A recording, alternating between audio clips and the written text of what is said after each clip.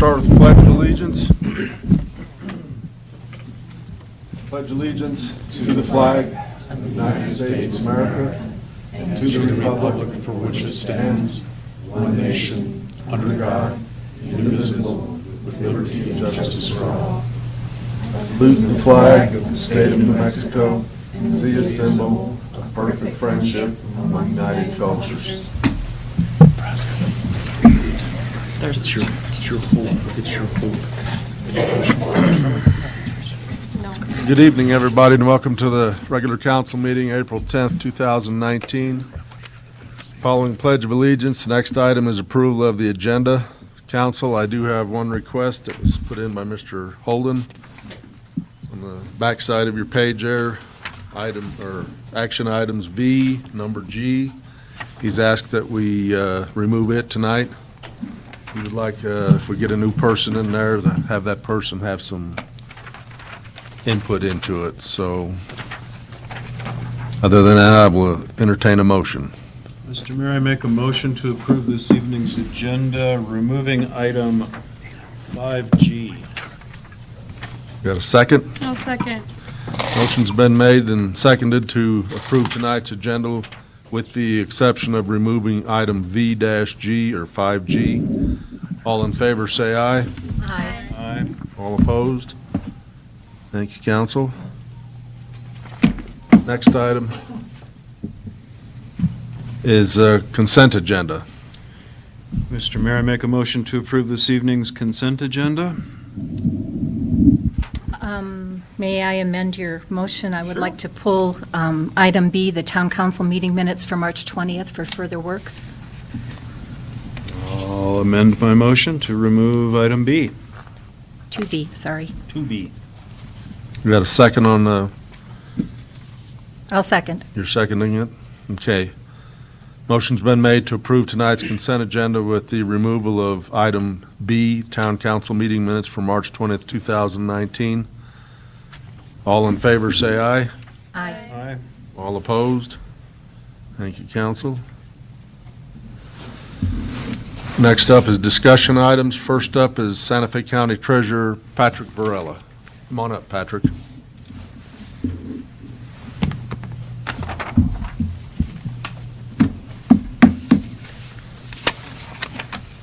Good evening, Mr. Mayor, council members. I'm here again announcing my second half outreach program. We were here actually today. We're collecting at the senior center, and we'll be here again on the 24th. Our hours are from 10:30 to 1 o'clock.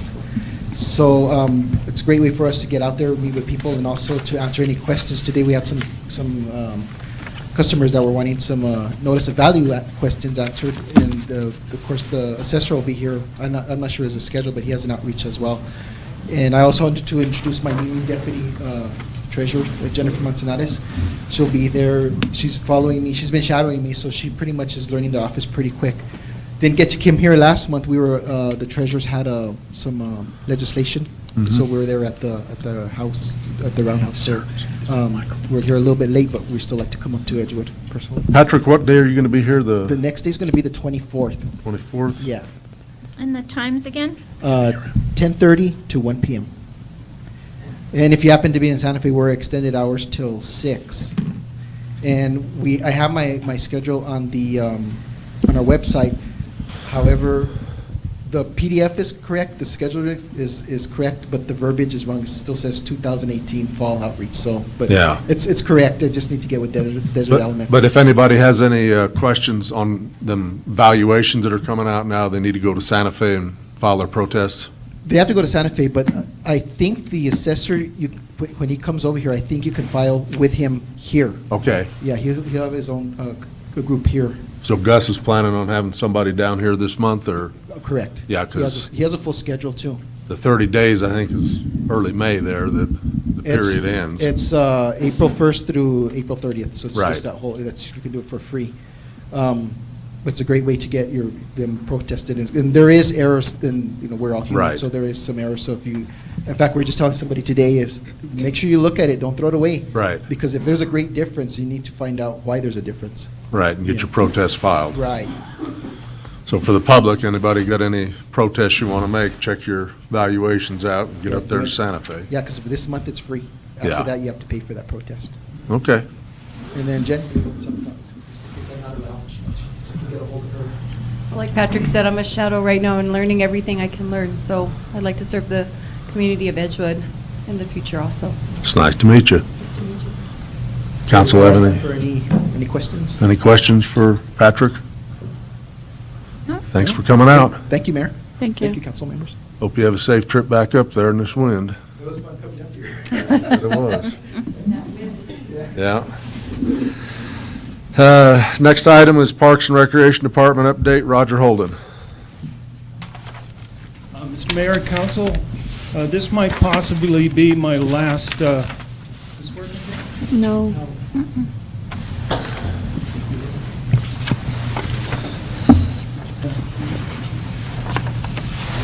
Test. Is that it? This might possibly be my last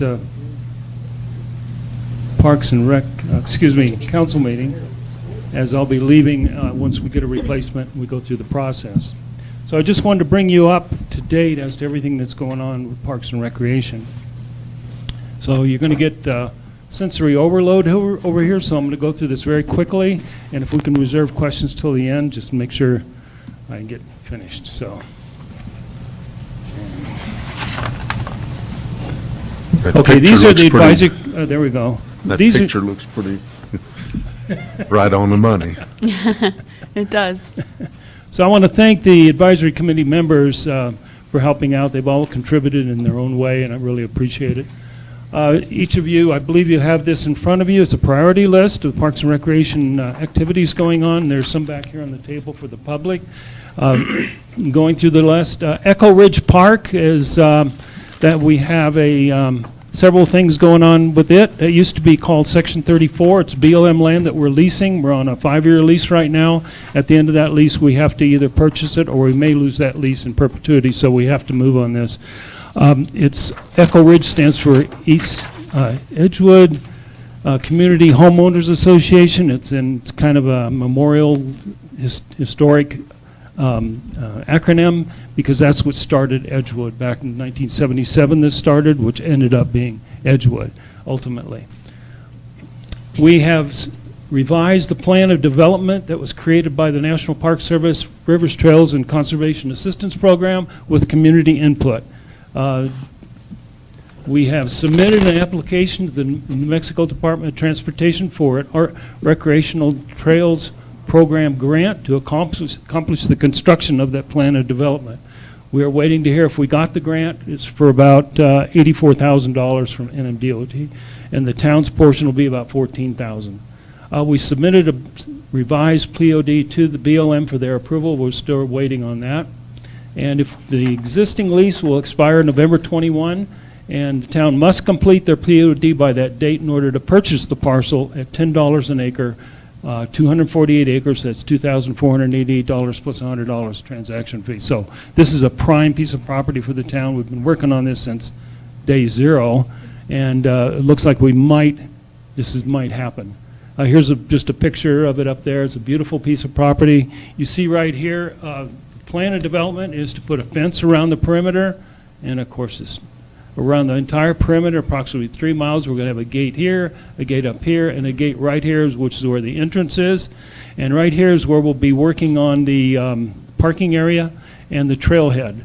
Also, this next week, we're going to be graveling this, and this entrance point is about 1/4 mile. That'll get us up to here. If you've been out there, you'll notice there's some water across the road, making it challenging to get across. We have a 5K trail already in place, other trails, and we'll build them out over time. We're going to, along the perimeter, we're also putting rocks to keep people from driving around the whole area. Right now, they drive anywhere they want on the 248 acres. We want to limit it just to the parking area, from here to the parking area, so that everything will be refreshed and will regrow. James went up and on CR2, broke up a bunch of rocks to make it more accessible. We're using those rocks along here to make this so people can't drive off of there. Just as a beautiful piece of property. Pick up trash there routinely, just did last week again. Fortunately, sometimes people leave their pizza boxes in there, which thanks to Domino's has their name and address on them, so thank you, Domino's. Here's what the parking area is going to look like. It's going to have parking places here for trailers. It's going to have a trailhead. It's going to have gates here and here to keep out four-wheel vehicles. It'll allow horses and wheelchair accessible and pedestrians and bicycles through on the trail system. There's another picture. This is the parking lot looking from right here, looking east. That's what it looks like. It's a gorgeous piece of property. Here's what the entrance gate's going to probably look like, something like that. It's a gorgeous property with a lot of different vegetation. We'll have the kiosk there for information. Again, thank you, Roxanne Carpenter, for this beautiful picture of the area. And the gate will look something like this. And just this picture was taken by Dale Mary, and that's the Milky Way this last summer, and it doesn't show up very well in these lights, but that's where Sagittarius A-star, our black, or supermassive black hole, is right about there in the Milky Way. This is taken from the Echo Ridge Park. Next is Poker Draw Park. Also, this is State Land Office, 695 acres. We've been leasing this since back in 2004, I believe. The Bassett's used to run cattle up under I-40 and then under Route 66 and run it up here, and then they asked if the town wanted to take over the lease, and of course we applied for it, and we've had it ever since. As you know, there's been a massive thinnings effort up here by the State Land Office, and fortunately for the Colette Fire, it contained it.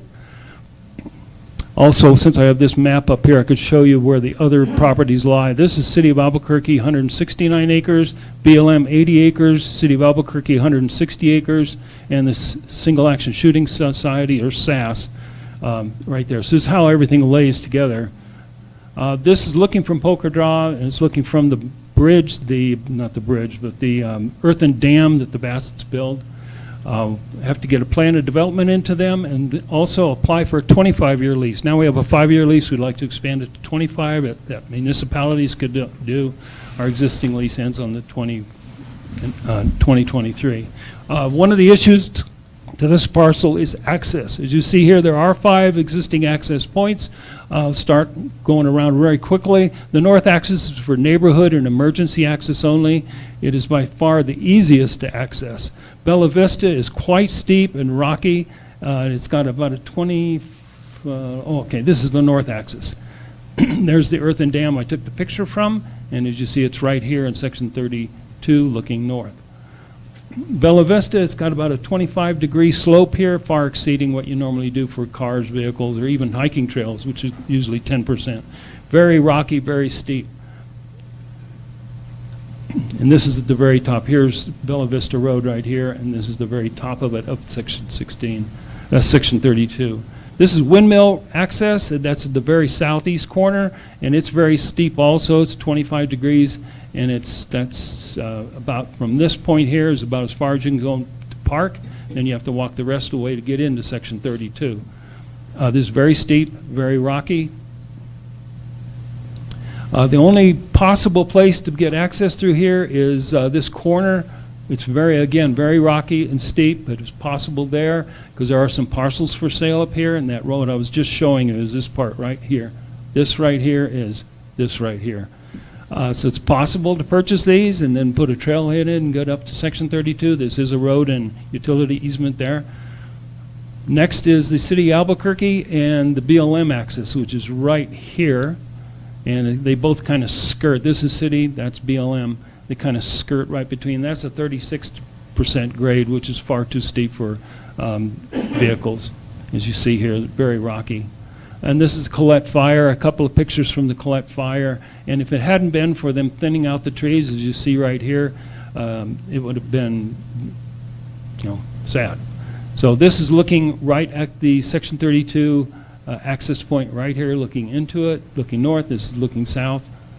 The next point is on the west side, the City of Albuquerque access point. Again, it's 27 degrees, I believe, slope. So it's very steep also, very narrow and very challenging. This is looking from section 32 back at SAS, Single Action Shooting Society. Edgewood 7, we applied for an NMDOT TAP grant Transportation Alternative Program grant. This is for design only. This does not include construction. And then we got a work request in to mow it. Next, Venus Park, also Section 16, or Town Commons, is the bridge. We do have a grant right now in process for design. We just had the 90% review on it, and it won't look quite like this. It's a photoshopped rendition, and it'll be located right about where it's setting right now.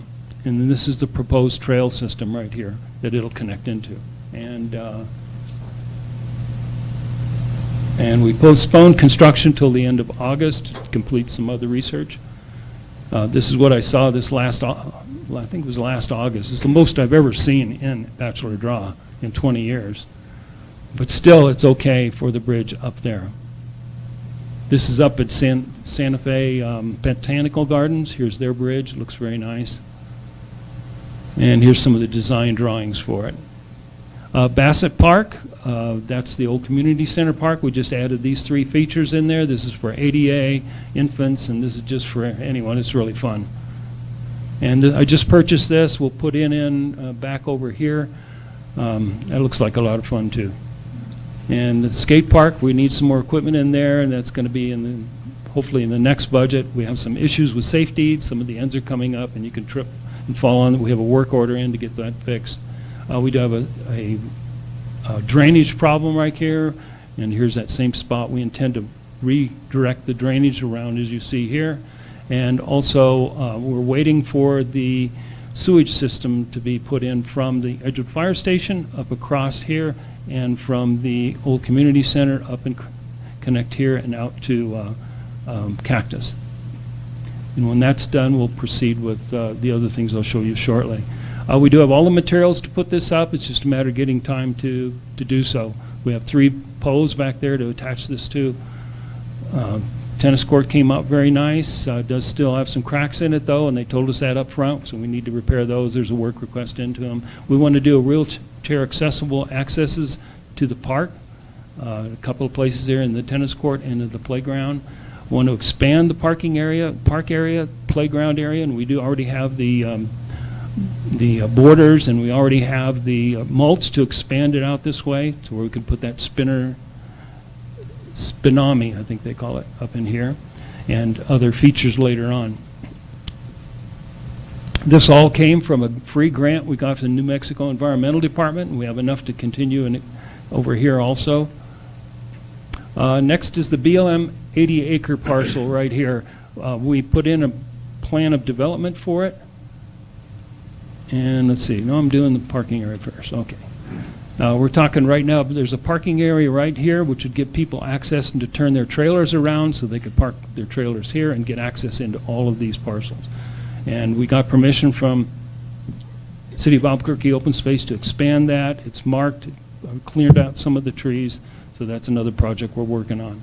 Did send in a plan of development to BLM for that same acreage. And I'm going to scoot along here real quickly. I see him falling behind. The big issue there is lead remediation. I'm going to have a guy come out, and he's going to do a sample of a 1 by 1 by 1 square foot. And if there's enough lead in there, he'll clean out all the lead and remediate it for free. If not, there'll be some percentage. The Brownfields Act may in some way help us, and we do have an MOU with SAS that we're working on, but we have to remediate the lead first, and this is to cut through this portion right here of their property to get easy access into the BLM area, because this is very impassable to most trucks and on most vehicles and to any trailer, so this would make it much more easier. That parking lot I showed you earlier is right here. We had a big cleanup. We had 50 people out there, mostly from the LDS church, but many other volunteers also. And James was out there, and you could see what we did just in this one spot, how much we cleaned up. 50 people out there. Half of them were out back here on the BLM parcel, and half of them were up front here. So very successful, and again, that was right here. CR2 is County Road 2. Santa Fe County maintains it. Here's Barton Road right here. There's SAS. They maintain the first quarter mile or so. We're going to ask them, see if they would also take over that first from the quarter mile and take it up to that parking lot I showed you earlier, right up to here, if they would maintain it. So I'm meeting with them after our Middle Region Council of Government, Middle Region Rural Transportation Planning Organization meeting next Wednesday, the 18th. We have a Kaboom grant that Miss Krista Cano is going out for. It's a $20,000 grant towards playground equipment. Roxanne Carpenter on our committee is looking at hanging baskets on the light poles. Chairman Hill looked at the 5.5 acres we have on Venus Road and thought maybe we could use it for something like BMX, dog training, Frisbee golf, recreational cowboy roping, mutton busting, or so on and so forth. And that's that parcel right here. This is Venus Road. There's a middle school.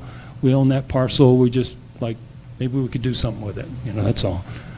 The windmill, you notice that this portion is down, the vanes are down. We want to ultimately restore it because it's on our logos, so we have to restore it. So, we want to update this. This is our recreational plan for Section 16 or Venus Park. Someone is wanting to put a dog park in. We already have one noted right here, but it's not big enough, so we're thinking of putting it right out here between 344 and the soccer field because it'd be really long and accommodate quite a few dogs. So that's something we're looking at also. And thanks to the mayor, we got these signs up. Thank you, Mayor. And community garden, it's just a very thought right now, but possibly putting it up next to the windmill. We also have a community garden over at the senior center that I know is quite active right now, so that's good to hear. As far as a bathroom and a concession stand, this is just a thought of possibly putting it and attaching it onto the existing pavilion. Buy a brick, we have $5,500 in bricks already. We'd like to expand that and maybe couple that with the Kaboom grant. We do have some dirt moved out at a BMX course. We'd like to expand that and get some experts out here with who actually know how to do that. These are some of the rocks that James got from CR2, and we might expand this and maybe stack some for the bicyclists to also ride on. This is the existing trails on Section 16, and somebody's parking right here, right up there, using this as a parking lot for access into there. So we're thinking of possibly expanding it, something like this possibly. Right now, these are mostly used for the middle school for their track. This is the equestrian center. They have almost 2 miles of trails out there. We have an MOU with the Santa Fe County, where we're working on an MOU to create an equestrian overnight rest stop here. We think this will bring income into the community by having people stop for gas and food and maybe trailer repair or tack or anything like that. We're going to try to level out the corral right here. I did replace the damaged panel on it. Somebody's horse really tore up one of the panels. And possibly put in level out an area here for workouts. And possibly in the future put a picnic area in to expand. It's a beautiful facility. We have some shade covers because during the summer this gets very hot underneath there. And we're going to be taking down those that are stripped. Some of these are torn, and of course today it's going to be worse. As you notice, we did get the mulch in. It's worked out really good. It's really comfortable to walk on if you haven't already. It's really nice and comfortable. People lay on it. The Ray grant just came through, and we got 16 8-foot tables, 8 6-foot benches, and 4 wheelchair accessible picnic tables, and also have a brand. So I'm going to be branding the maintenance people will be branding them, so hopefully people won't steal them. So we have areas all around the park. We put some here, here, here. The police department, some around the 5K trail. This is right across the street here, and around the soccer field. We have an issue with Williams Ranch Road, people on horseback getting through here. They can't go here and they can't go here to get on this frontage road. And they can't do it right now, so I know a couple of our members, Bryce and I think Ray, are going to be speaking to DOT about asking if we could do something to open this as a gate, you know, where you could put the, I can't remember what they call it, some kind of gate. In here, of course, what's that? Narrow gate, thank you. DOT's concern, of course, is liability, having wildlife on the freeway and their roads. But they're going to be discussing that. All these documents here are going to go into our master plan. We're amending the advisory committee ordinance that's been postponed to another meeting till the new person gets in. We do have a Veterans Memorial here between the Animal Control and the Judges' Chambers. We haven't done anything yet. If there's somebody who's interested in creating a committee and establishing guidelines for this, of course, we're open to that. So we want to apply to the Community Wildlife Habitat Certification, supporting healthy, green, and wildlife-friendly communities. We have many public survey results, particularly about pools and trails. This was done in 99. Swimming pool is 91%, hiking trails 64, bike trails 60%, playgrounds 47. And in 2006, Mr. Cog did a public opinion poll, and they said that parks, rec, and playgrounds were the highest rated swimming pool, and then trails. So trails are very important to our community. We also had a public survey in 2001 with consensus planning, and a lot of input was on trails. In 2004, the National Association of Home Builders study found that trails are the second most important community amenity that potential homeowners cite when choosing a new community. Trails were cited by 57% of prospective buyers and ahead of public parks and outdoor pools. And we had another survey just recently in 2018 with the National Park Service. Again, a place to picnic. I like to take my dog running. People just love their outdoors and the trails, and I can go on and on and on. We did another survey. So they're just people like their trails. And I was going to show you how trails affect property value. I'm not going to do it.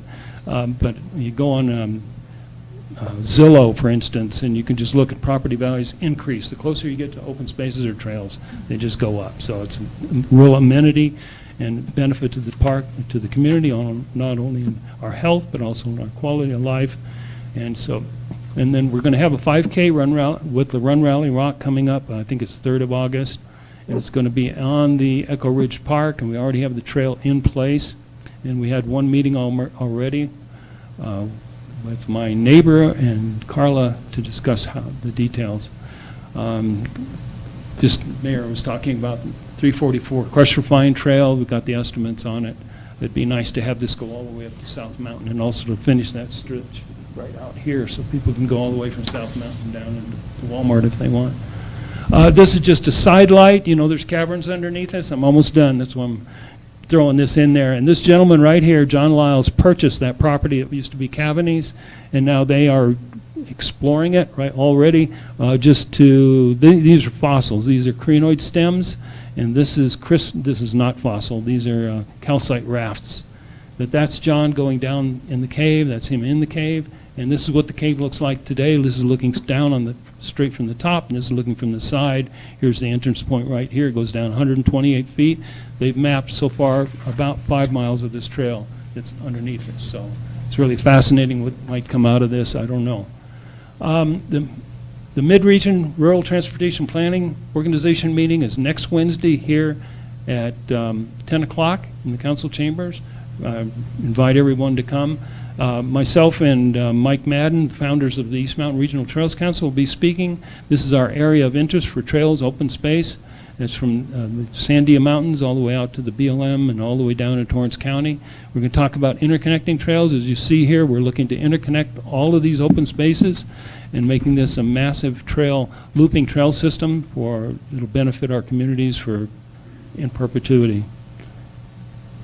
We'll also be talking about a perimeter trail around the Sandias. These are little elements that we have to work with to make that happen, but it looks like it's a great project, and we have support from our senators. So. And just to close out, society grows great when old men plant trees whose shade they know they will never sit in. And so I say that's for all of us in our own way.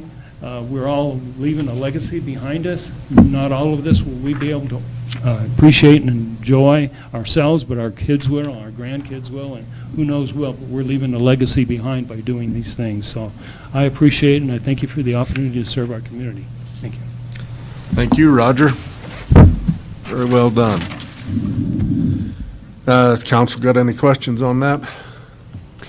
Mayor, I just wanted to have comment. Thank you, Roger, so much for all that you've done for Edgewood, and I think we owe him a round of applause. I want a standing ovation.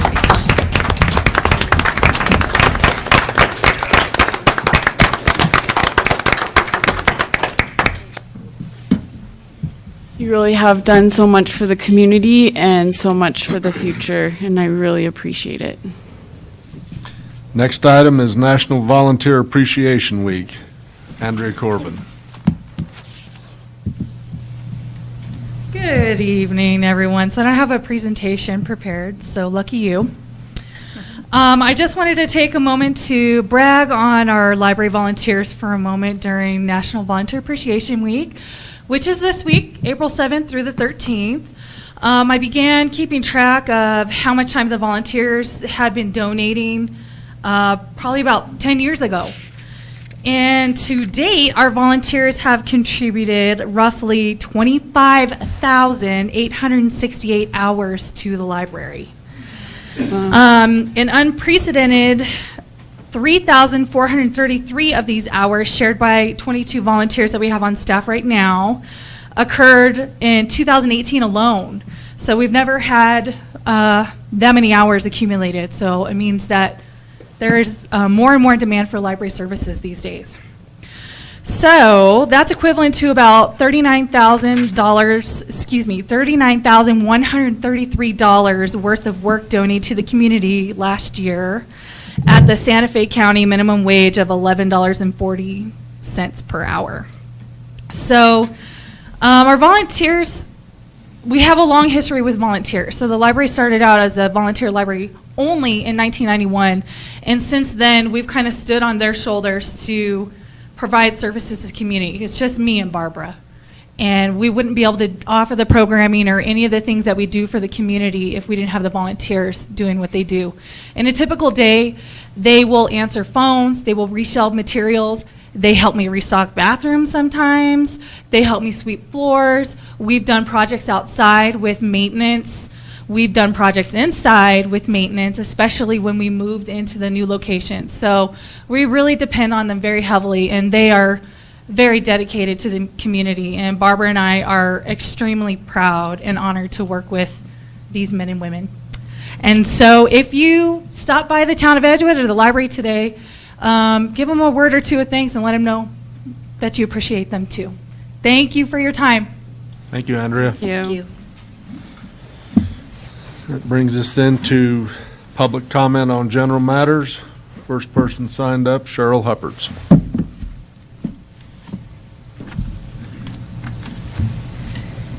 I'm thinking Roger Holden's got big shoes to fill, all Yeah. those plans that he has. I would like to mention, and what he presented, that something I have a concern in Edgewood in public parks and recreation. We have a lot of working parents drive to Albuquerque and stuff, nowadays. Moms have to work. And that we don't have anything in the way of an after-school program for kids that might be, a free program here, perhaps in the gym next door, or something I've thought about, and summer recreation program. So I just mentioned that as a concern, because if we don't start providing things of that nature in our community, we're going to have fewer people with children, I believe, living in our area. And, which could mean more schools closing down the road and stuff like that. I think the parks and trails and all that is a wonderful thing, but I still think we're missing it in some areas of park and recreation. And which brings me to my point. I was reading the posting that was posted to fill Roger's job, and kind of know what Roger does by his presentation and all, but I was looking at the posting, and it brings out that they have to do maintenance, they have to have skills and use of tools and operate equipment, they have to know electricity, plumbing, and carpentry, cement work, they have to do physical labor, lift 50 pounds, and I guess those items sound to me like maintenance work, and it doesn't sound like to me a job of a town administrator. I mean, if a person's out doing all these things, I think they'd have a hard time working on all these projects. I don't know if that's something Roger did, but I just like you to could reconsider the wording in the posting. If I was to look at this posting, I think, well, there's just no way. I mean, I would think some people would feel like they cannot meet all these requirements for this job. And I know it's on the website, and of course I came to the meeting Friday, so I knew that there's a job opening, but I'm wondering if we've gotten this out into the paper so that a lot of people could be aware of it. I think it's going to be a difficult job, and I think it's a very important job that we can get the right person for. The other thing I'd like to just speak to, last week, when our last council meeting, there was a survey on the table back here, and I don't know what this survey is about. I don't guess the town put it out because I didn't see it on the town website, and it wasn't part of our comp plan survey. And I don't understand it. I wasn't able to participate in it, so I'm hoping either someone on council or in the audience could explain this to me. I don't know what it means. And the other one more thing, if you don't mind taking my time, we've talked a lot in these meetings about respect for people here. We had some people here at our last meeting who maybe they didn't hold the same opinion of everyone in the audience. And we had a representative here from our state who didn't agree with the opinion of the audience. But I felt that he was somewhat disrespected in being admonished for his belief, and that would have been better if it had been done in private instead of in front of a whole crowd. And I think we can all be guilty of maybe not showing the right respect we should for each other in these meetings, and to think about that. Thank you, Ms. Hupperts. Next person is Louis Abraham.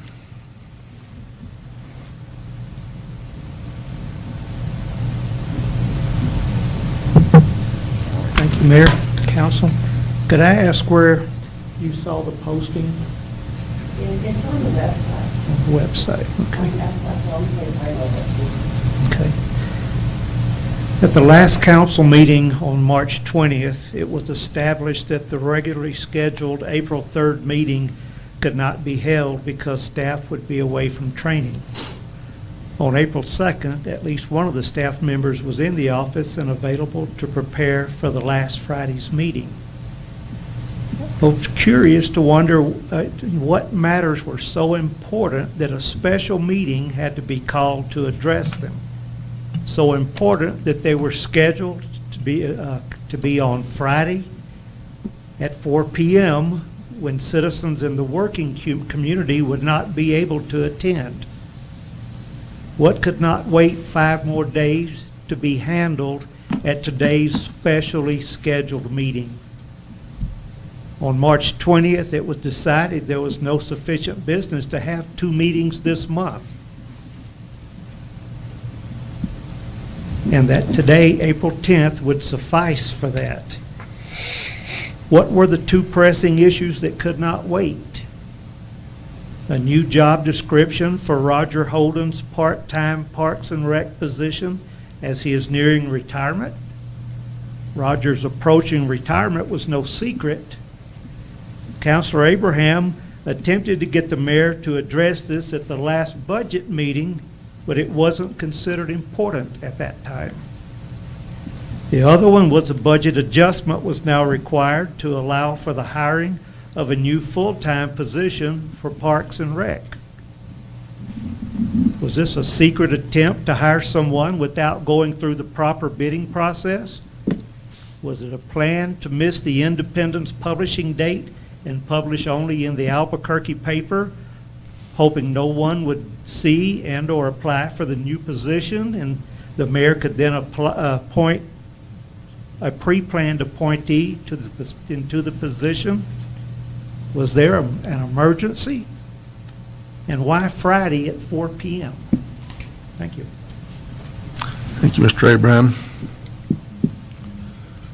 That's the last person signed up. Is there anybody that would like to speak who isn't signed up?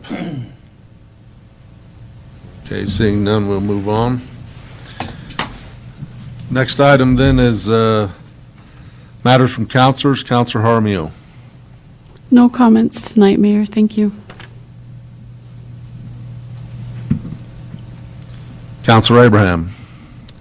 I don't have anything tonight.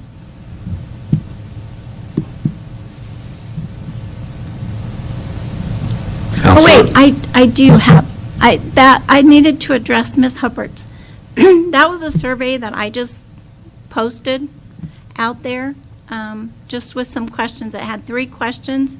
It was on Facebook, it was Next Door Neighbor. There were a lot of places it was just posted, and it was nothing scientific, nothing regulated by the town. It was for my own information, and I did share it with some people who had heard about it and was interested in the outcome. Okay. Yeah, it was nothing, it was online for like 2 weeks, and then I just took it down because we stopped getting responses. And it was nothing official, it was just my own survey. Uh-huh. Counselor Abrams. Well, he's not here, but I wanted to give Roger a thank you. He's worked very hard and very diligently over a great number of years to put together all the projects that he's been working on. And I'm glad to see one that's really, really close to me. has a dollar amount next to it so that we can discuss that at the next maybe budget meeting and get that accomplished. I certainly hope whoever takes over his legacy is able to bring to fruition any number of the things that are in front of us. I mean, that whole litany of projects that he put up this afternoon or this evening, that's a very large, daunting series of tasks. And it's just, it's just amazing that the amount of volunteerism behind all of those projects to keep them going for as long as they have and to be moving things forward now, unfortunately, after he's decided to leave his position. Other than that, I don't really have a whole lot this evening, besides the fact that what happened to the nice weather from yesterday? Got blown to somewhere else. Counselor Holly. I also would like to echo the compliments that you gave to Roger. Those are some really big shoes to fill, and he's just changed the face of our community here with what he's accomplished, and that advisory committee was always very active with him also. I hope they'll continue. I want to bring to everyone's attention another item from the community garden folks at the Edgewood Senior Center. They're going to have a garden kickoff festival on May 11th. And they're asking you to come and sign up for a free row in the community garden. So if you are so interested, be there on May 11th from 11 to 1. There will be food, games, giveaways, and music, and get started planting. That's all I've got.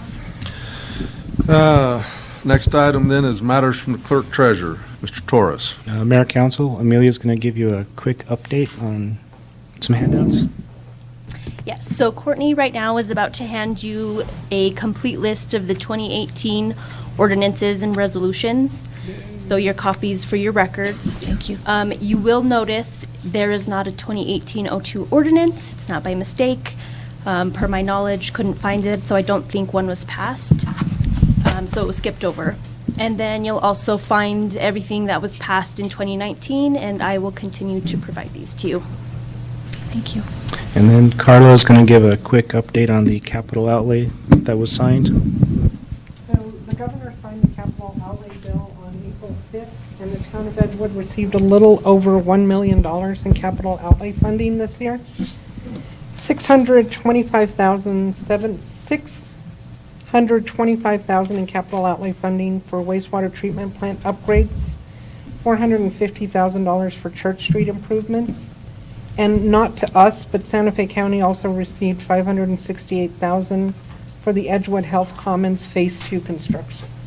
So that's not coming to us, but it's coming to Edgewood.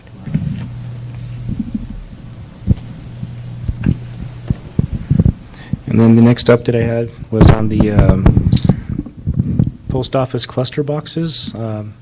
We've had some calls come in, definitely. I mean, you guys might have heard about the cluster box on Skyline that was hit. On that, for those boxes, we had several people come in and request that the town do something about it. However, that is in DOT right-of-way. So we did pass the request on to DOT, request that they look into something to prevent that from happening, whether it be some bollards or, the K-rails, put something in front to prevent it from happening. That request was sent to DOT. The DOT told us that they will pass it on to their, not engineer, but one of their other divisions. They'll look into it, see if it's feasible, and if it is, they'll get back to us and let us know, and we'll see from there. We also have had a lot of people calling about maintenance along those, and specifically the one up off of 344 near Frost and 472. So we called DOT once again and let them know. So if you hear anything from any constituents, I mean, we're doing our part, it's up to DOT to actually do the work on those or not. And that's all I have for now. Thank you, Mr. Torres. Matters from the mayor, got a couple, 2 or 3 things. One, the police department's having an unclaimed property sale. It'll be this Saturday morning, April 13th, from 8 to 12 over at the PD. Yes, sir. There is no preview, no list of items that are at the PD, but it's stuff that they've basically confiscated or picked up in investigations and stuff, and nobody's claimed them. So if you want to go over there and find your treasure and all that junk, go ahead. 8 to 12 Saturday morning. Another thing happening Saturday morning is down in Moriarty at the high school gymnasium. Central New Mexico Electric is having their annual meeting and election of new trustees. You have to go down there to the gymnasium to vote for it. So that's between 8 and I believe 11 or 11:30. So Saturday's going to be a busy day there, but I would encourage everybody to go out to that Central New Mexico. They don't have very many meetings like that are public, and you don't get a chance to vote on those trustees. But this is your opportunity here in April. The other thing I have is we had a little bit of good news come our way. Juan, have you got that thing on the Safe Cities list? We got, it came out, and we were ranked number 5 in the state. That's good, yay. Don't know what that's all due to. I guess good police work and From number 19 last year. right. Good. Bring up that list, or I guess not. Anyway, if you go to that link there, oh, maybe there it is. Yeah, 20 safest cities.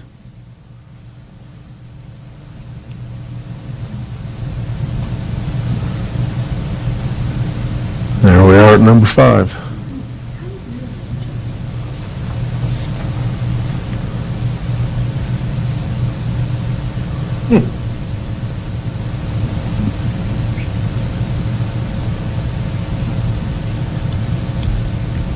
I'm surprised to see Aztec there with that school shooting. Yep. So anyway, that's a little bit of good news. So let's enjoy our time up in the top 5. That's all I've got. The next item then would be our closed sessions. And we've got 3 items tonight. Pretty much go into closed session and stay in there for 3 of them, so whoever makes the motion probably ought to call out all 3 of those. Mr. Mayor, I'll make a motion to go into closed session pursuant of NMSA 1978, sections 1015-1H8, 1015-1H7, 1015-1H2.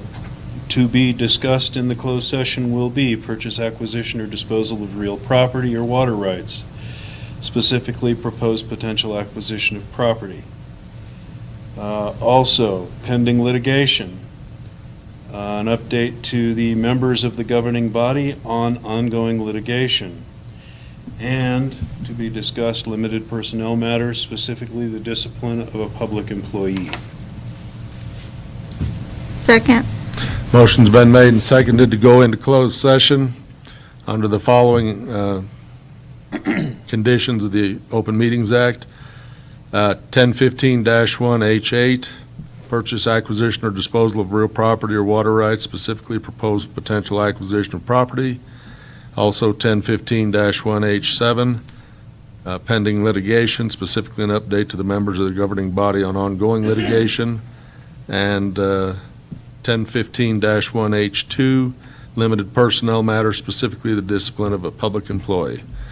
We'll start on that end. Counselor Jaramillo, Aye. Counselor Abraham, Aye. Counselor Abrams, Aye. and Counselor Holly. Aye. We're in closed session.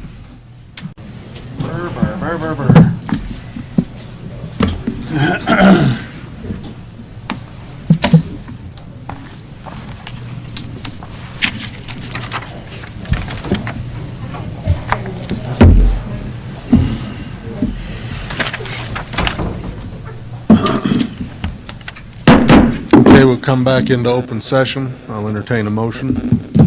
Mr. Mayor, I make a motion to come back into open session. In closed session pursuant of NMSA 1978, Sections 1015, H8, H7, and H2. Only the items on the agenda were discussed and no decisions made in closed session. Got a second?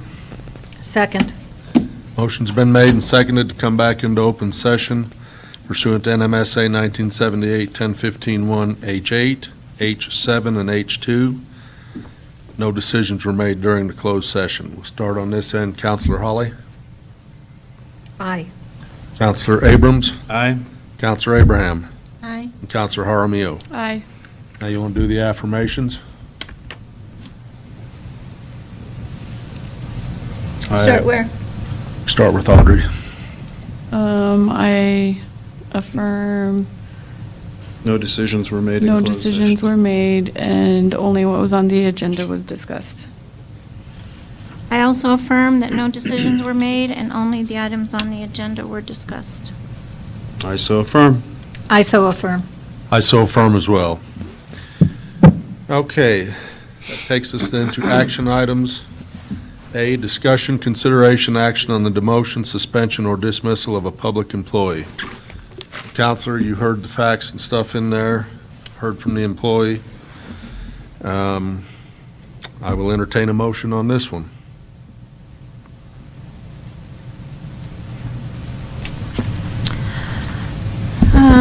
Mr. Mayor, I make a motion that based upon the information that was presented in closed session and the interview with the employee, that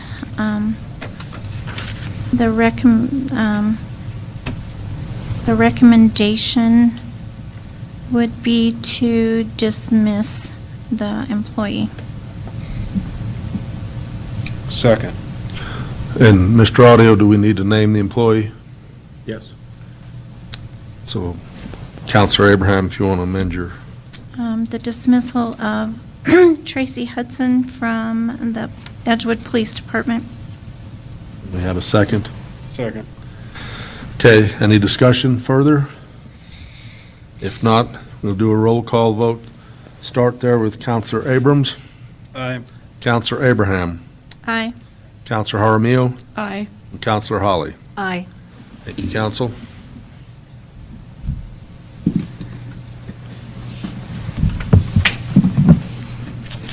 Council, let's take a few-minute break here. Mr. Torres, you need a, oh, no, she's out here. You want to go ahead with it, or? Yes, Mayor. Okay. So the next item then be the discussion, consideration, action on the 2018 Town of Edgewood audit. And Miriam, I believe you're here to take us through this.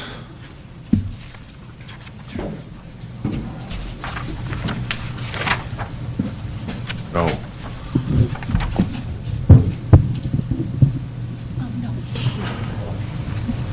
Hey, James, did you turn that little one on again? It's still on? Okay.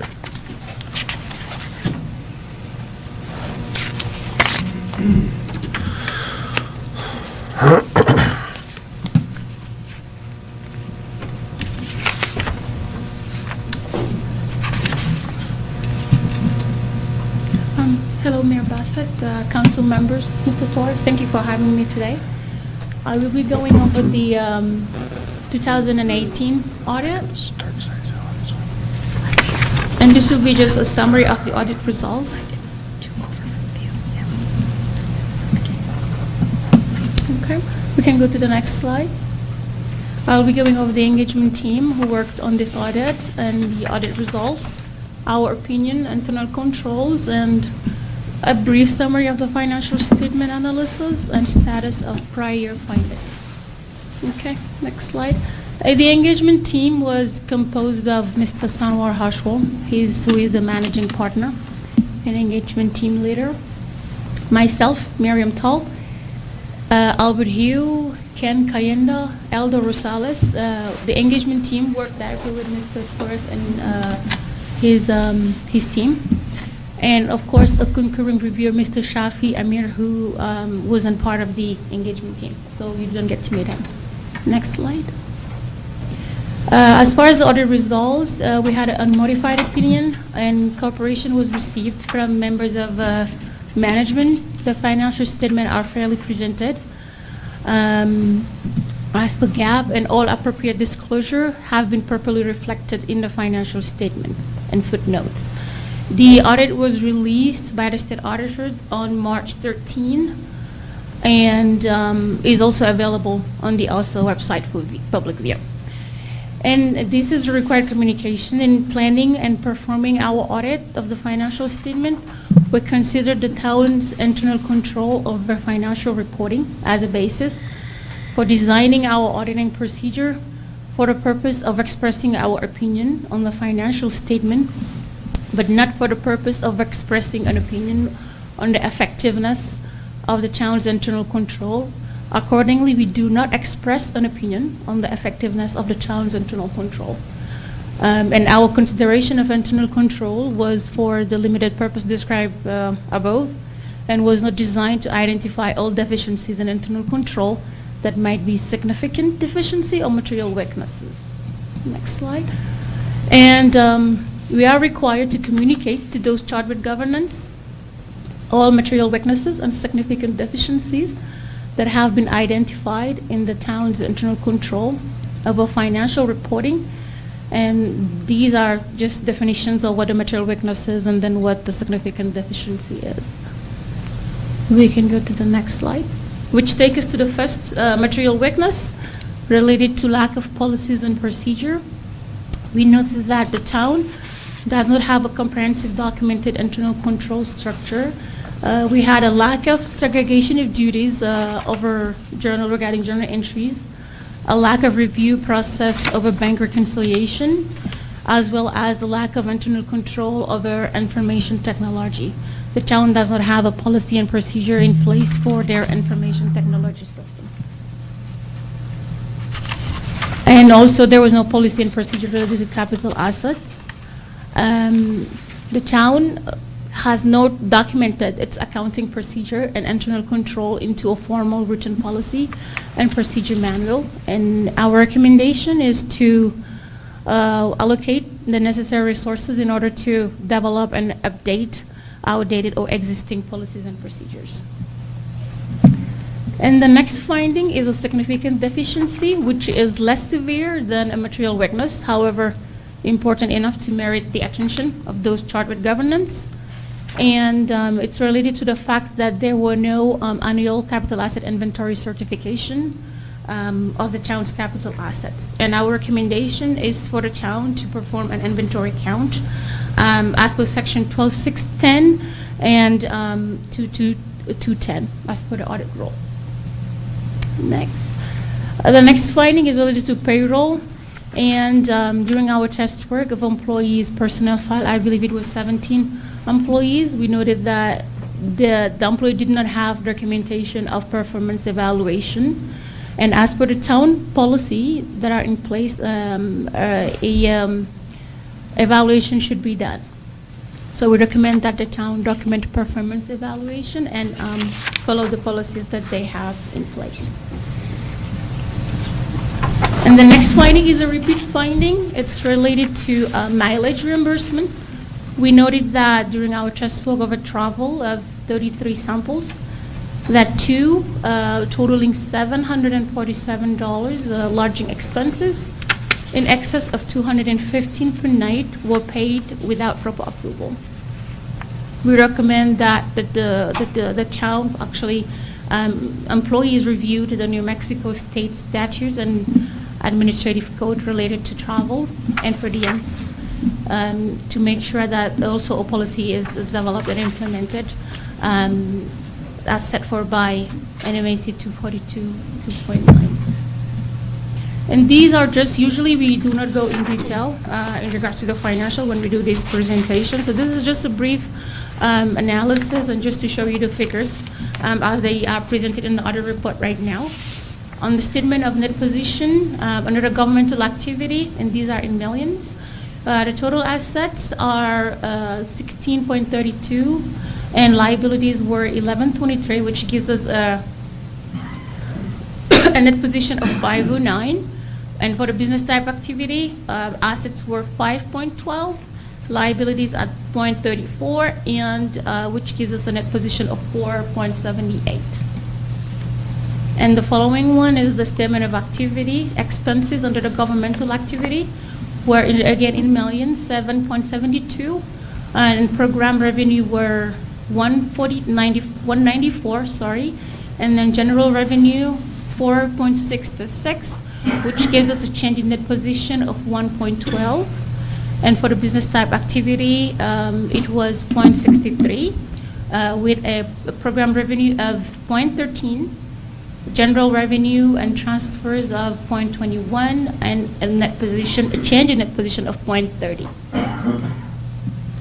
And the next one is the statement of revenue and expenditure, which also are the figures are that are right now on the financial statement. For the governmental fund, total revenue were 4.06 and expenditure 3.29, which give us a fund balance of 101. For a capital project, we are at 1.91 of total revenue, total expenditure 1.85, which gives a fund balance of 0.99. And then for the police revenue fund, we had a fund balance of 0.08, and the NMFA loan 0.01, and for the non-major fund, the fund balance is at 0.95. The following is a required communication as per AUC section 260.12. We conducted our audit in accordance with GAAP, generally accepted auditing standards. The audit provides reasonable but not absolute assurance that the financial statements are free of material misstatement. The audit is not designed to provide assurance on internal control or to identify deficiencies in internal control. The audit was conducted as planned and previously communicated to you. And the audit also does not relieve management and those charged with governance of their responsibility. Consultation with audit accountant, we didn't do none. Accounting policies are described on page 35. Adoption of new accounting standard GASB 75 was implemented in this year. The accounting estimates, which are depreciable lives of capital assets.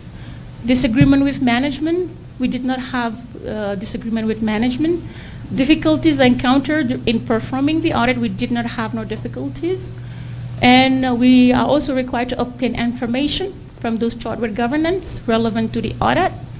Other than related party disclosure on page 47 of the audit report, there were no matters noted relevant to the audit, including but not limited to violation or possible violation of laws or regulation, risk of material misstatement, including fraud risk or tips or complaints regarding the town's financial reporting that we were made aware of as of a result of our inquiry of those charged with governance. The repeat finding status, prior findings, we had one repeated finding, which we went over earlier, related to mileage and per diem reimbursement. And as resolved finding 2016-001, violation of anti-donation and procurement code was resolved. And also chamber deposit as well was resolved this year. Any questions?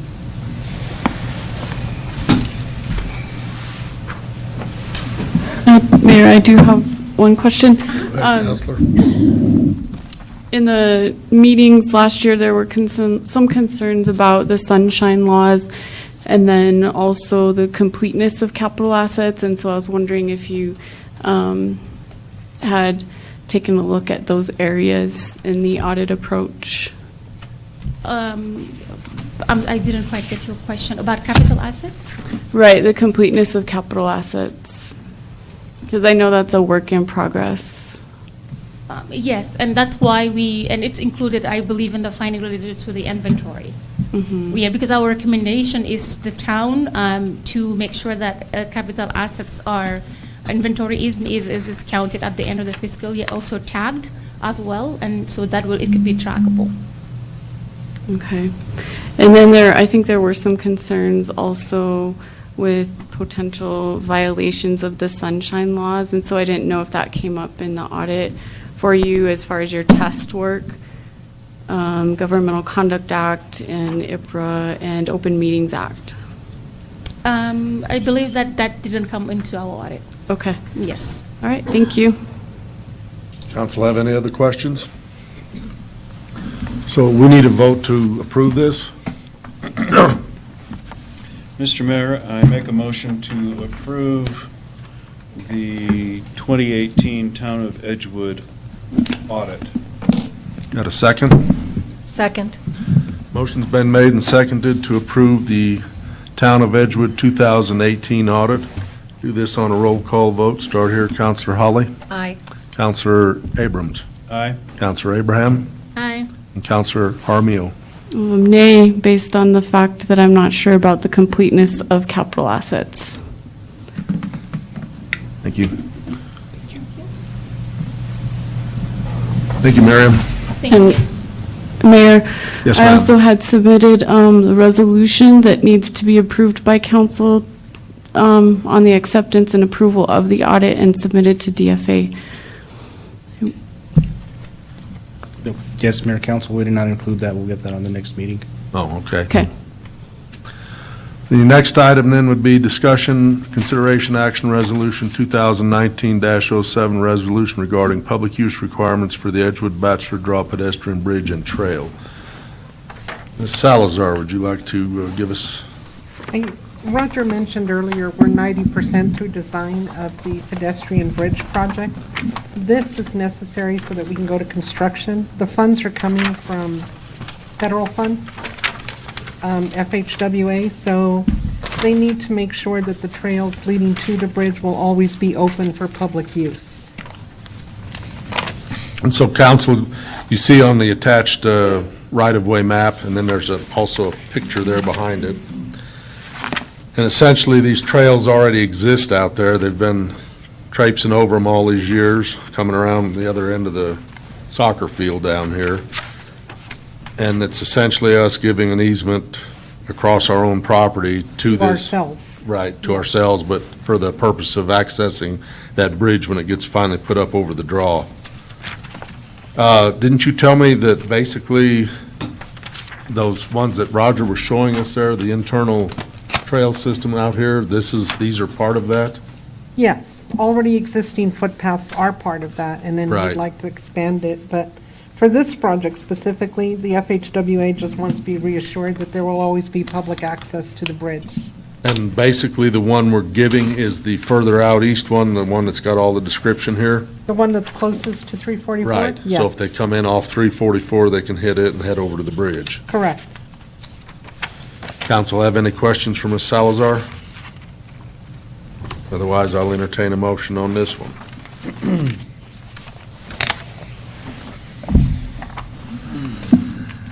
Mr. Mayor, I make a motion to accept resolution number 2019-07, a resolution regarding public use requirements for the Edgewood Bachelor Draw pedestrian bridge and trail. Second. Motion's been made and seconded to adopt resolution number 2019-07, resolution regarding public use requirements for the Edgewood Bachelor Draw pedestrian bridge and trail. Do this one on a roll call vote. Start down there, Counselor Jaramillo. Aye. Counselor Abraham. Aye. Counselor Abrams. Aye. Counselor Holly. Aye. Thank you, council.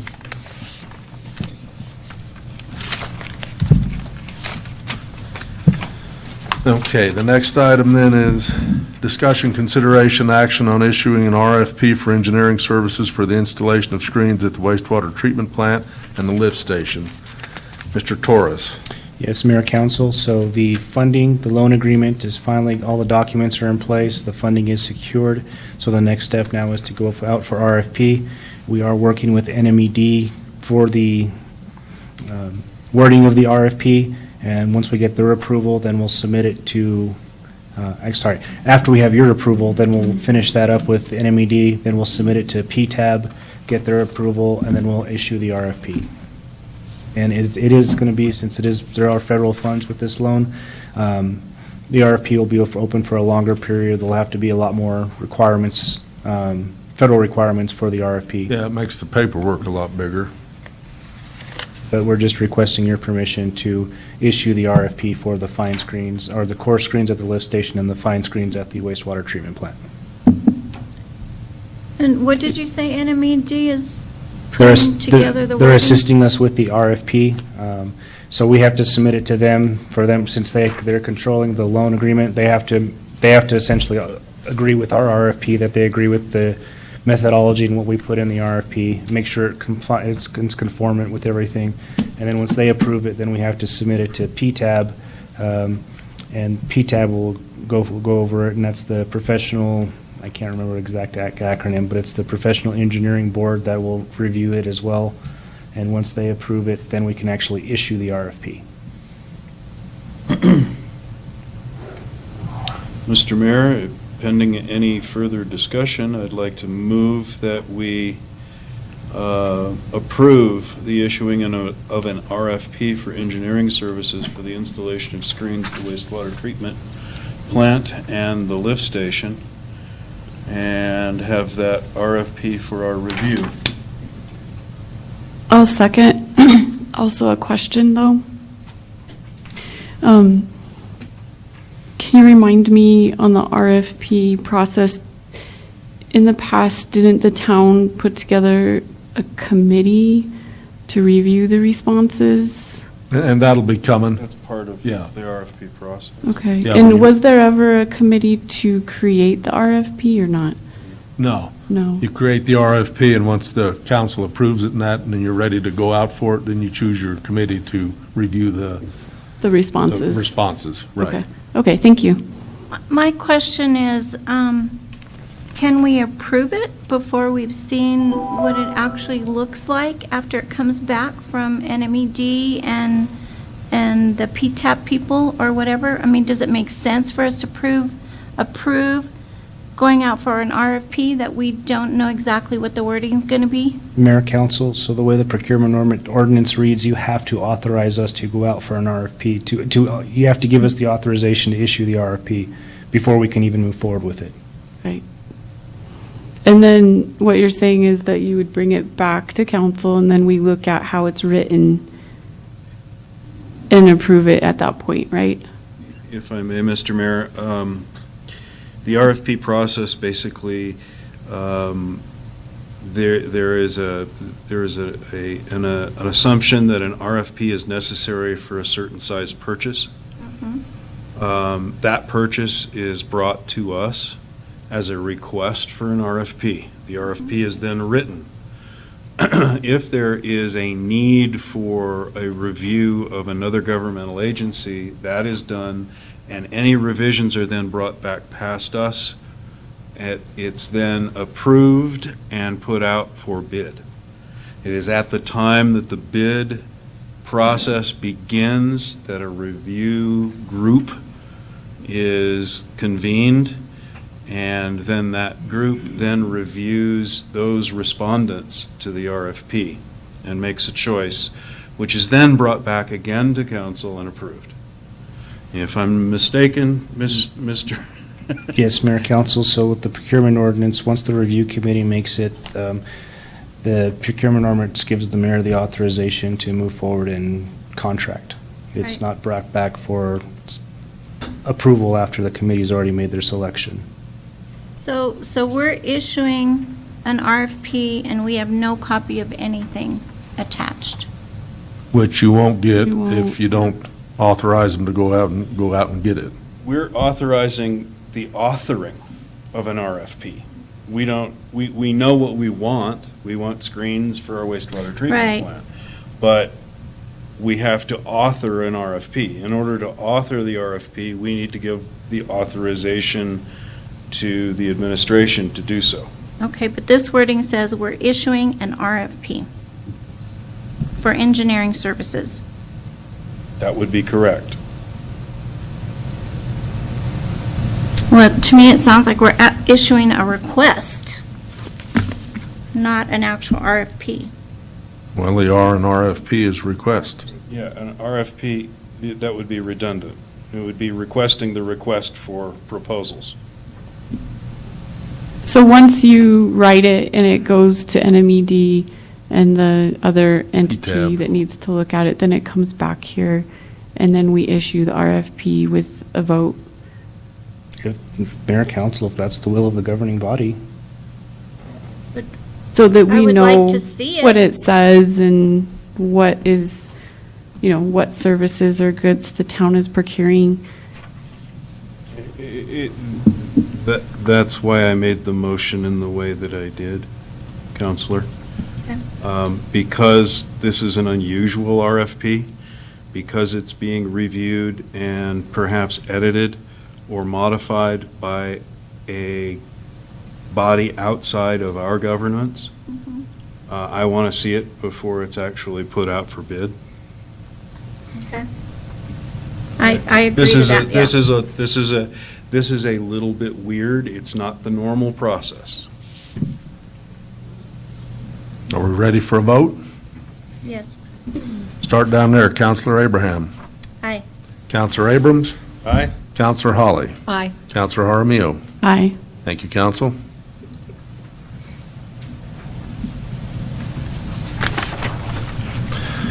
What else do we have? Next, discussion, consideration, action on the financial report for the month of March 2019.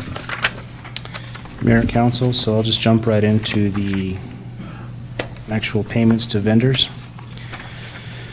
So you'll notice on Bohannon Houston, there's $13,492. That was all work done on the pedestrian bridge.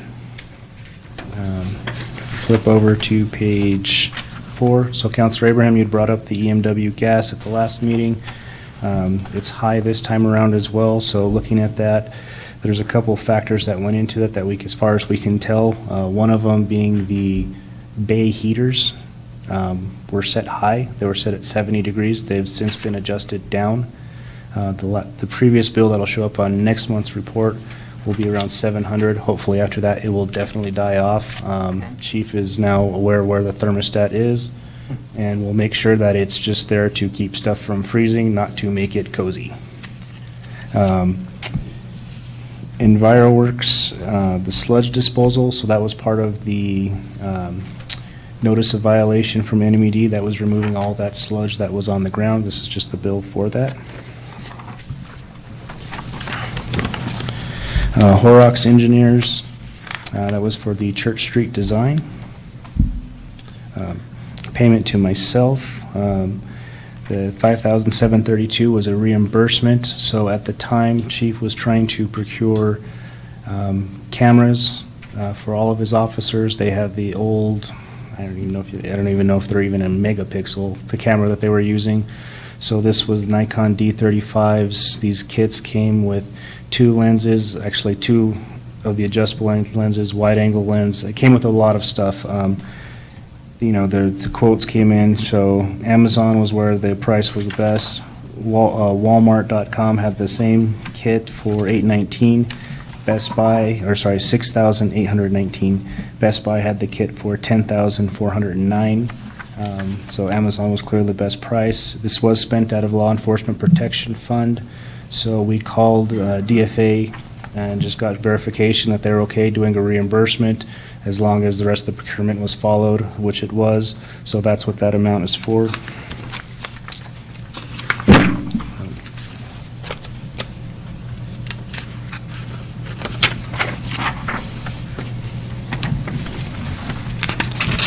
And then going to the last page for the GR. Wait, quick question on the electric bill. Is it really costing us $8,000 in electric for this building every month? No, Mayor Council, that is for this building and the library for 6 months' use. Okay, all right. So on the last page, the GRT for the month is another great month. $439,408.50 was the total distributed. You know, everything was just kind of up across the board, just like the previous month, so it was another good month. And hopefully that trend holds. I know we are anticipating next month the payment for the GRT payment for the hotel. Hopefully we'll also have the agreement modification before you as well. Since we did change the GRT rate, we'll hopefully get that agreement hammered out and get it to where Aspire Hotel, Scott McCall, it's agreeable to him, and then we'll bring that for you to approve. And I'll stand for any questions. One other $57,000 to Smith Engineering for design construction oversight. Is that on the church Cactus Main? Yes, that's the church construction? Cactus Main construction. Okay, so is that finally complete now? Do we know? So that project is we're essentially in liquidated damages right now. We're waiting for the lifts, Carla, what's the lift station genset to come in. So what the liquidated damages means is we're collecting $500 per day that they're over their period. If you recall, you guys granted them the extension of time. Even with that extension of time, the material's not in, so we're looking at the end of the month, potentially beginning of next month before that project is complete. So at this point, we're in the liquidated damages phase where we're collecting $500 per day from them. Okay. So when will you have an idea of if we're going to have money left over to connect the police station and the community center? Yeah, well, as soon as the project's done, we'll bring it forth and give you guys the update and what the total amount. Okay. I couldn't believe Caterpillar couldn't come up with a damn generator set. That beat anything I've ever seen. Okay, council, so I'll entertain a motion on the financial report. Mr. Mayor, I'll make a motion to approve the financial report for the month of March 2019. Second. Motion's been made and seconded to approve the financial report for the month of March 2019. Start down there with Counselor Jaramillo, Aye. Counselor Holly, Aye. Counselor Abrams, Aye. and Counselor Abraham. Aye.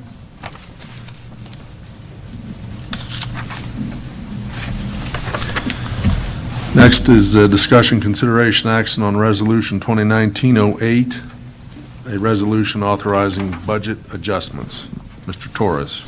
Mayor, Council, what you have before you is the budget adjustment requesting, or resolution requesting budget adjustments. So on the general fund side, you've got two sheets. You actually have the resolution, which will be submitted to DFA, and then another Excel spreadsheet will just kind of give the breakdown of it. State shared GRT is up, not exactly why, but we're definitely, 212,507 year to date.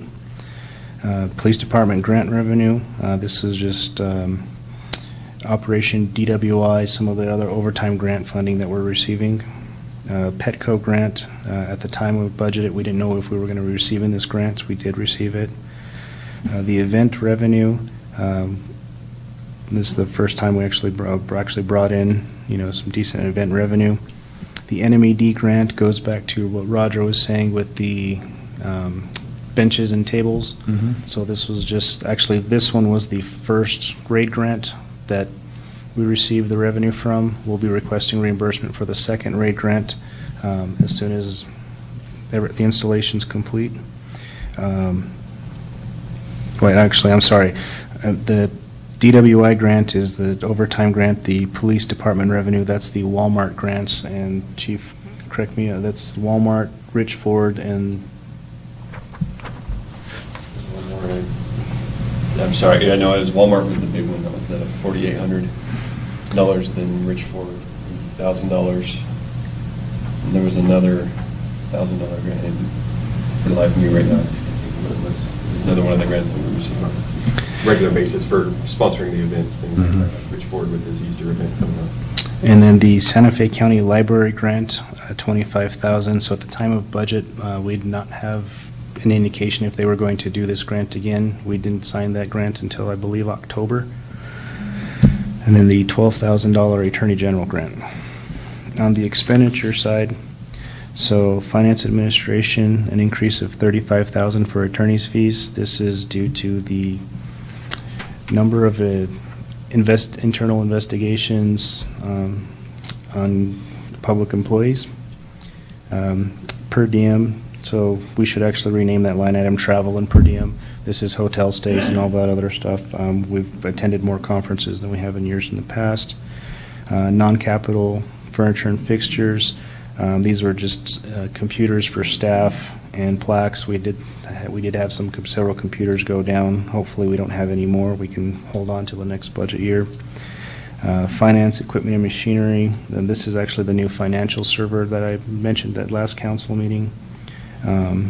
Dues and subscriptions. So this one, there's two increases. One is the City of Albuquerque amount. Our share for, I guess, our health coverage in the partnership. And then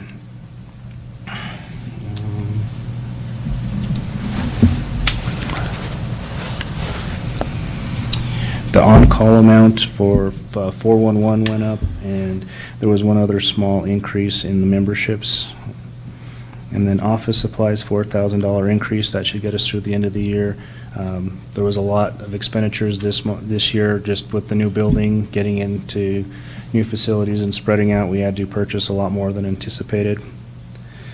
Parks and Rec, this is the expenditure side for the second grade grant, the $18,650. Police overtime, $45,364. Chief and I believe this will get us through the end of the year. The overtime amount, once again, is high because we had to have several employees out on admin leave while also still having to cover the shifts that they were vacant. So we had an unfortunate amount of overtime generated from that. The police computer maintenance. This was just the last of the Bohannon Houston Envision IT for the 2-month carryover. Building maintenance and structure. So with the new building, we had some issues with the roof and some other small minor fixes we had to do. Professional services, police department. Chief, can you remind me what that one was, the increase for? That's going to be our increases on evidence.com, the syncing software, things like that for our cameras. Storage is held off-site now, but we have to pay for that storage. Right. So it comes through this line item here. Then memberships to other, the IACP, the New Mexico Chiefs Association, things like that. Police vehicle maintenance and tires. So the 3,600 should get us through the rest of the year. We did have some more than anticipated work on vehicles, and we still need to purchase some additional tire sets. Office supplies, 1,600. We also believe, just like this building, being in the new building, they had to purchase more than normal. Promotions and events, 2,000, and this would be for like the Easter egg hunt and different things of that nature. We didn't know, but we were going to be receiving the grant funding from Rich Ford this year, and then the other 1,000, Chief. Do you recall where that one's from? Motion events. That was requesting just I guess, something as simple as our movie nights, and correct me if I'm wrong, Carla. Thank you. To show the movie at the park, we pay a $300 license to show that movie. Per movie. Per movie. We do Yeah. 4 of those, and then plus the Run Raleigh Rock events. And it's just all those, but Rich Ford is the one that's fronting the majority of this bill up front. The other, I'm sorry, and it just popped into my mind, the other part of that grant, the 800 I was missing, was Walmart for services rendered over Christmas when we did security for them. They gave us a $800 grant. Yeah, your guys were out there working the parking lot. Yes. Yeah, I seen them out there. That's where that other 800 came from on the previous one. It just popped in. Thank you, Chief. The next 2 line items, I got a call into the municipal league to figure out why the increase was so much. For insurance, $17,722, and workers' comp premium, $4,568. If you all recall, at the last district meeting that we attended last year, Ed Zendel had mentioned that the police insurance premiums were going to go up 5%, so we did increase it by 5%. I didn't anticipate it going it up 45%, so I'm not sure where that came from. Same thing with the workers' comp premium. They had told us a 5% increase, so that's what we had budgeted for, so I'm not sure what that amounts from. So police vehicles, this is just the upfit of all the new vehicles, some overages that we had there. Police attorneys' fees, just they've had some more than normal, I would say, just cases. I think one of the district court cases where we have to have representation. Animal control per diem, so we sent employees to some additional trainings. We did get reimbursement for, but there was, Chief, can you explain what the college, or I guess whatever it was that's paid for So the scholarship that was awarded to us by a rescue out of Arizona covered the class, the attendance, and the materials that were covered, as well as the kits that they received, the little take-home kits. Did not cover the travel in the hotel stay, but it covered the actual cost of the class. And it's one of the state mandated levels. I always call it the nacho training. It's NACA. And I don't recall right offhand what it is, but it is one of the certifications now that the state is licensing facilities. I don't know if you recall, a couple of months ago, we had the license that came into the building that the state's now doing. So with them licensing the building as an animal care welfare facility, there's certain levels of training that the animal control officers are having to maintain as far as giving simple medications and things like that. So we're having to send them to these trainings to get them up to speed to maintain their license. And so the cost difference on the travel and the rooms were that $924. But that was a total of 3 weeks of training. One of them was in Colorado and one was in Arizona. So $900 for almost 3 weeks of training. And then the attorney's fees, that was just for the final revision. I know across kind of fiscal years on the animal control ordinance, they typically don't have high attorney's fees. Animal control grant, once again, that was partially when we budgeted. We weren't sure if we were going to receive the Petco grant. That was Petco, right? Yeah. Yeah, and we actually received 1,000 more than we thought. Office supplies, they were just up higher on that, and then animal control utilities. Once again, this kind of goes back to just Chief looking at the building, the thermostats, the electric, trying to figure out what's going on. We've noticed a spike in electric, and we can't figure out why. The building has, LED motion sensors, all that same stuff in there, so it should be a really low bill, but we can't figure out why it's high, so that's something we're trying to look into. So total adjustments for the general fund, $208,747. Law Enforcement Protection Fund, this was a carryover from the previous fiscal year. We didn't receive authorization from DFA until August for it, but this is $16,705 that was carried over that will be spent or has been spent this year. And that's an explanation of the budget adjustments. Council, have any questions for Mr. Torres or the chief? Mayor, I do have a question. Will we receive more excess funds before June 30 on GRT, or did you estimate this? No, in? Mayor Council, I anticipate much more excess funds than this on the GRT than the 212,000. Okay. And how have you all typically done in the past as far as how to use those excess funds? I mean, I know a couple meetings ago, Councilor Abrams mentioned a trail that needs some work, and I know I've been bringing up several times, and we heard it tonight from a member of the audience about things for kids and teens to do. So I'm just wondering what that process is and how we would do that bar.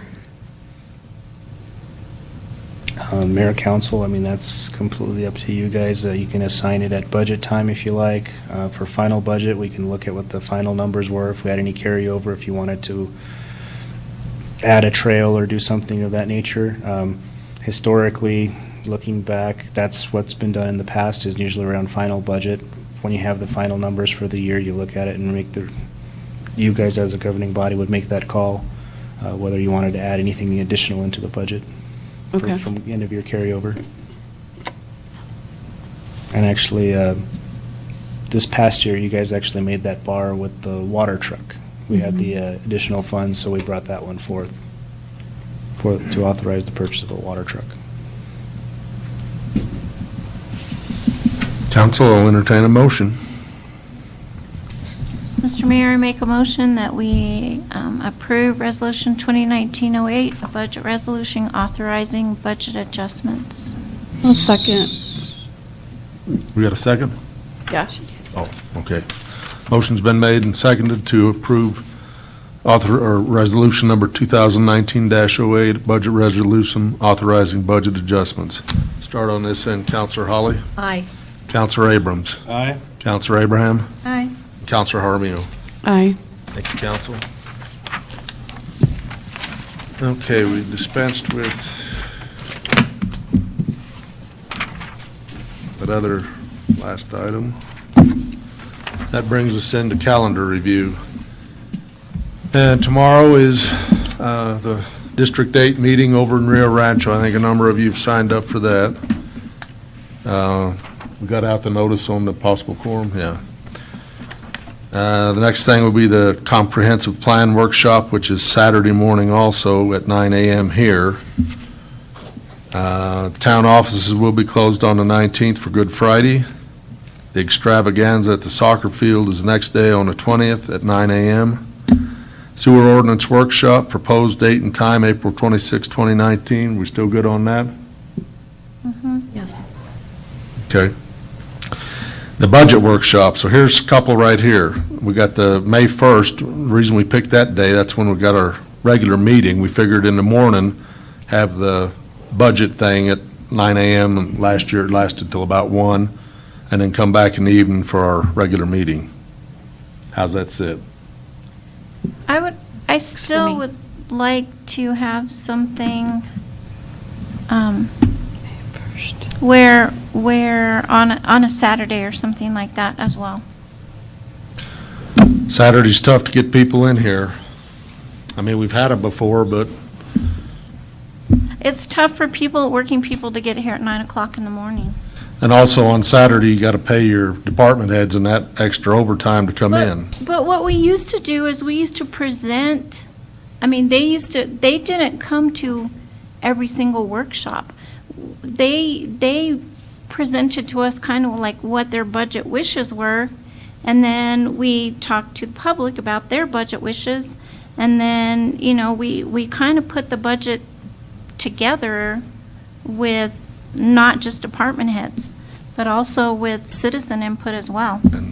It'll be available to them. It's a public meeting. I would just like to request we have something on a Saturday as well.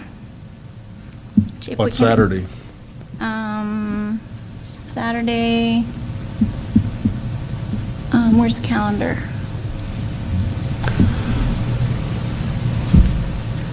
What about the 11th?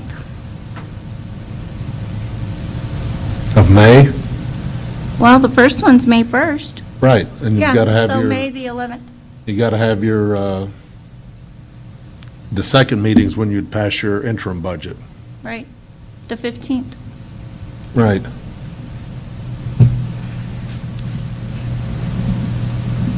I don't know that there'd be need, council, what do the rest of you think? Thinking I've got something going that weekend, but I don't have my calendar with me. I had cleared things so I could do the first. Yeah, we got a little time. Did can we figure it talk out. about that last time, as far as 9 a.m. on the 1st? I knew we were having our meeting, but I didn't know that we cleared our calendars for the 1st. Well, in other words, that way you have your interim budget for approval on the 15th, because that's our second meeting. You got to have it in by June, right? So we need to get it going on by the 1st to have something ready to go on the 15th. Well, I like the idea of, And that's where if you have it on the 11th, you have to prepare your agenda on the 10th. Okay, then let's do it on the 4th. And I'm what do out you of want? town. Well, wait, the 4th. I think I've got something going on the 4th.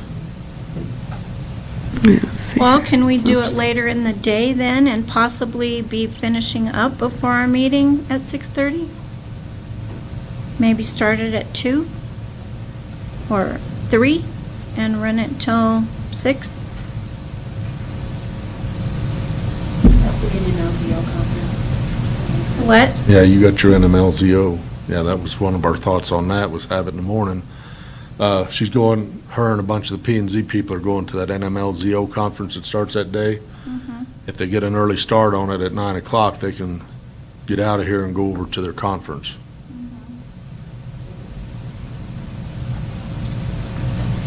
I'm advocating for some time for citizens to be able to put input, and it's not easy at 9 o'clock in the morning on a work day. Well, I mean, they can come in later.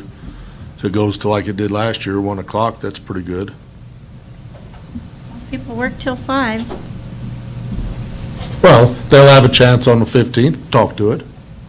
You put it in the packet and that, they can address it then. It would be nice to hear some of their ideas before we form our Mayor, budget. council, if I may, we do have a regular meeting scheduled that night as well, so if we're looking for citizen input, they can bring it forth on that meeting. That would still give us time to put everything together, because if we're just looking to what the public wants to include in the budget as well, that is a public meeting for them as well. Yeah, we could add it to that agenda as discussion. They want in the evening. Mm-hmm. Yeah.